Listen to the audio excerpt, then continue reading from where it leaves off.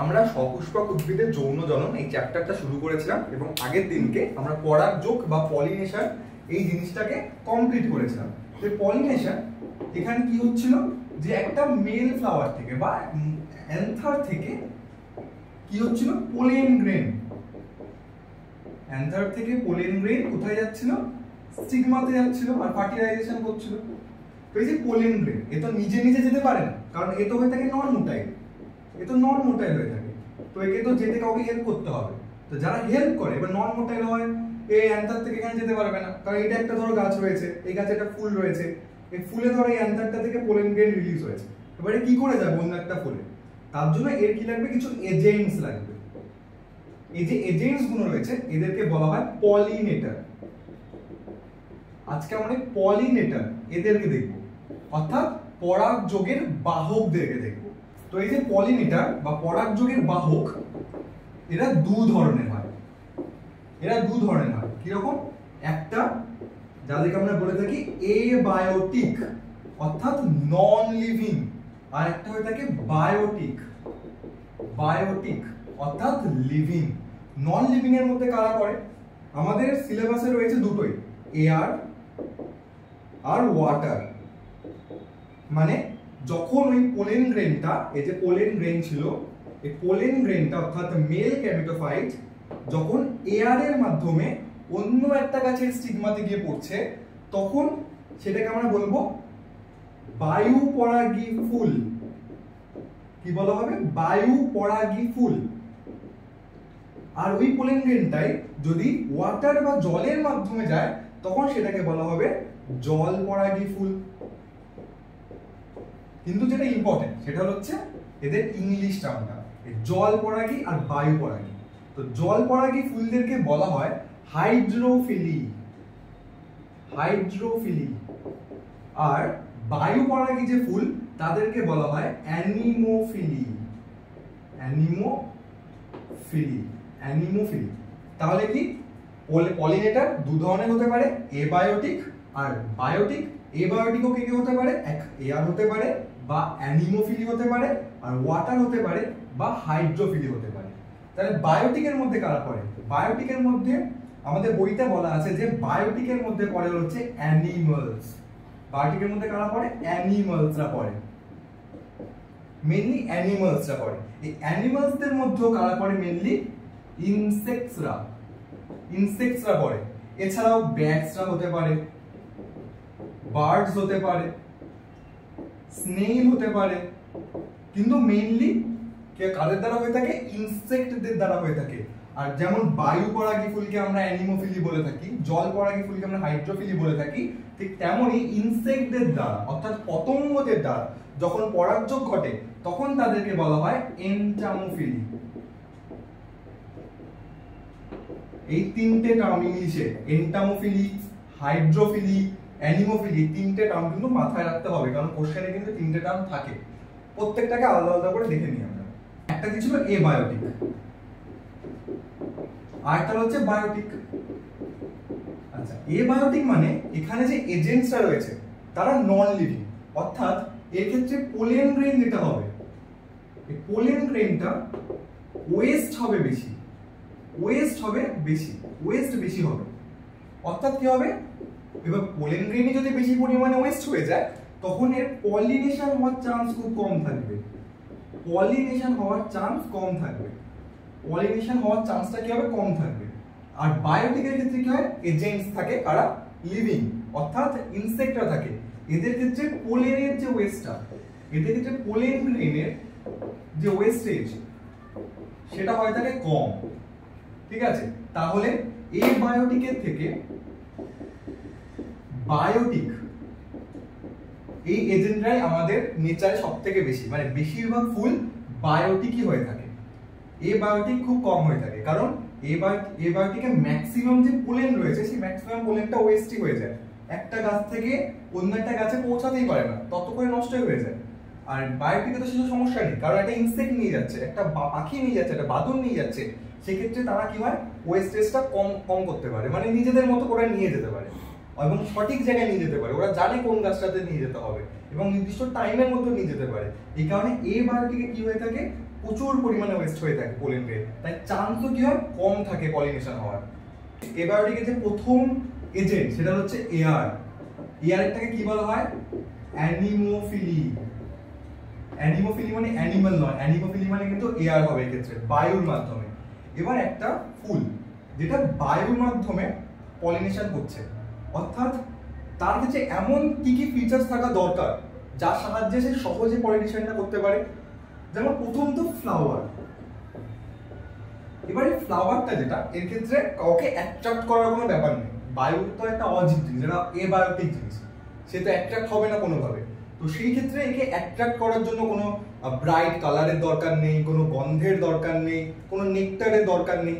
তাহলে এই যে ফ্লাওয়ারটা হবে, এই ফ্লাওয়ারটা হবে কালারলেস, স্মেললেস এন্ড নেকটার অ্যাবসেন্ট থাকবে। নেকটার কি হবে? অ্যাবসেন্ট থাকবে। ফ্লাওয়ার গেল।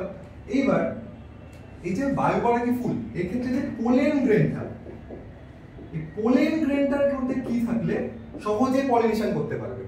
এবারে পোলেন গ্রেনটাকে তো যেতে হবে এয়ার এর মাধ্যমে, বায়ুর মাধ্যমে বেছে বেছে যেতে হবে। তাহলে এটা যদি ভারী হয়, এটা এমনি বেশি দূর যেতে পারবে না। তাহলে এর ওয়েট হতে হবে লো, অর্থাৎ এটা লাইট ওয়েট হতে হবে। ফার্স্ট অফ অল থেকে লাইট ওয়েট হতে হবে, হালকা হতে হবে, যাতে বেশি দূর অবধি যেতে পারে। আর তারপরে হচ্ছে এর ক্ষেত্রে কি হবে, কোনো ইয়ে থাকবে না, পোলেন কিট থাকবে না। এবার বিষয়টা পোলেন কিট, এই যে পোলেন কিট, পোলেন কিট আমরা অলরেডি পড়েছি। পোলেন কিট কি একটা স্টিকি নেচারের হয়ে থাকে, যেখানে পোলেন এসে পড়লে সহজেই আটকে যায়। এই ক্ষেত্রে কোনো পোলেন কিট থাকে না, এর ক্ষেত্রে কোনো নেকটার থাকে না।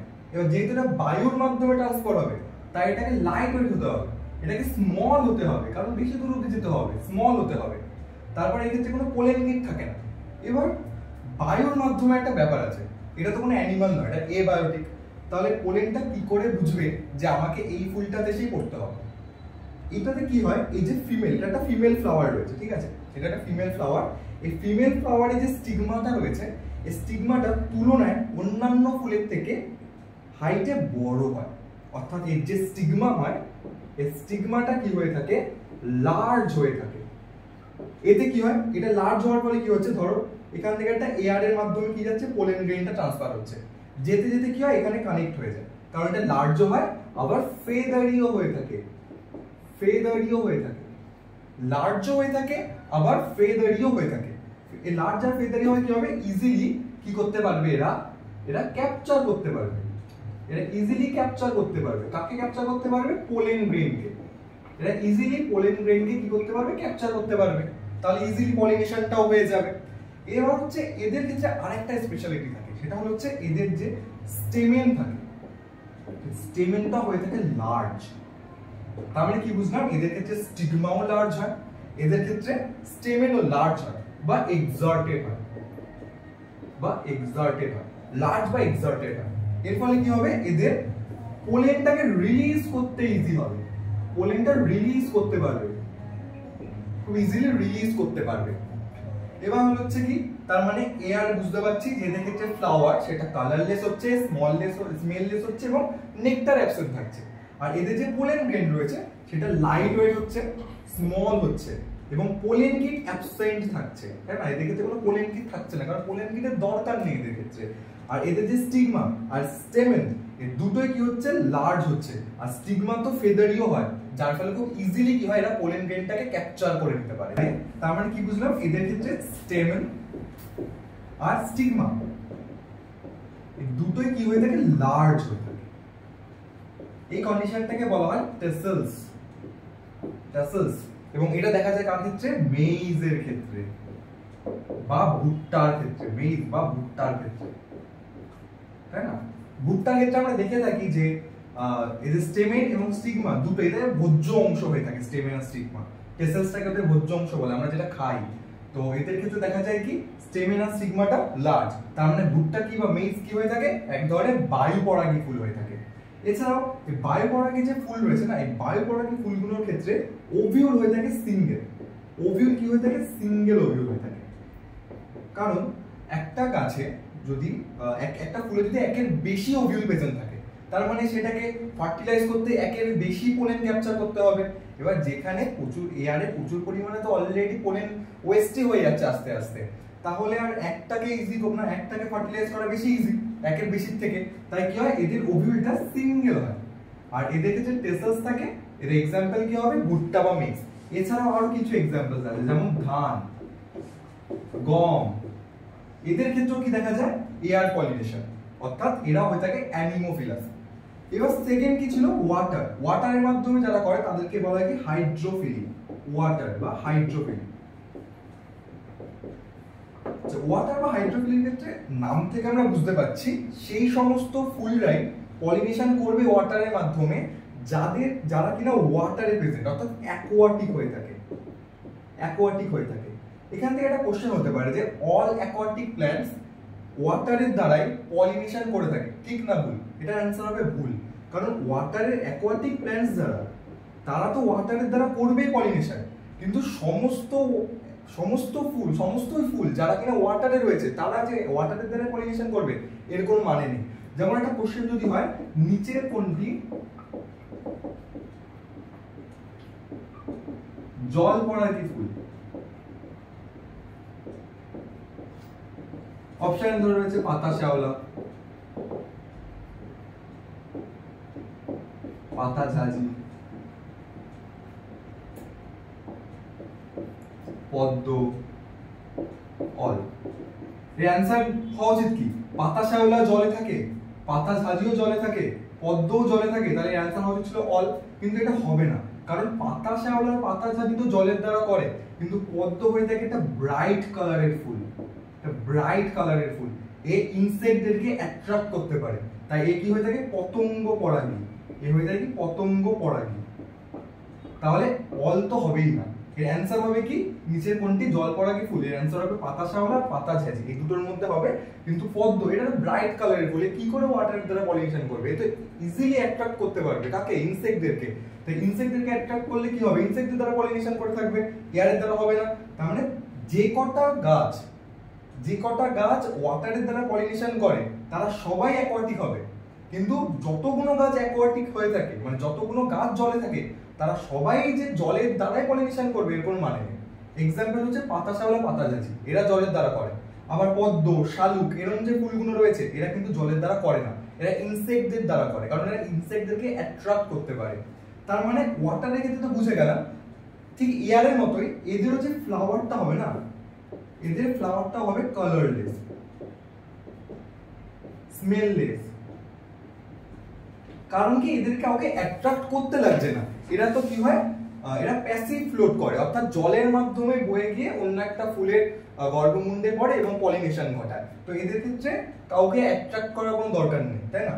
এছাড়াও আরেকটা যেটা লাগবে হচ্ছে, এবার যে পোলেন গ্রেনটা, এটা তো জলের দ্বারা ভেসে যায়। এবার জলের দ্বারা যখন ভেসে যাবে তখন তো জলে ডুবে যাওয়ার একটা সম্ভাবনা থাকে, কিন্তু পোলেন গ্রেনটা তো জলে ডুবে নষ্ট হচ্ছে না, কারণ এদের ক্ষেত্রে মিউসিলেজের কভারিং থাকে।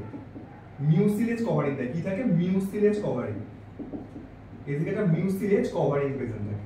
এই মিউসিলেজ কভারিং কি হয়, এদেরকে ডুবতে দেয় না, জলে এদেরকে ফ্লোট করতে দেয়, ভাসতে সাহায্য করে। এবার ওয়াটার পরাগী বা জল পরাগী যে ফুল রয়েছে তাদের এক্সাম্পল কি, পাতা শ্যাওলা হতে পারে, পাতা ঝাঁঝি হতে পারে, এই ধরনের ফুল।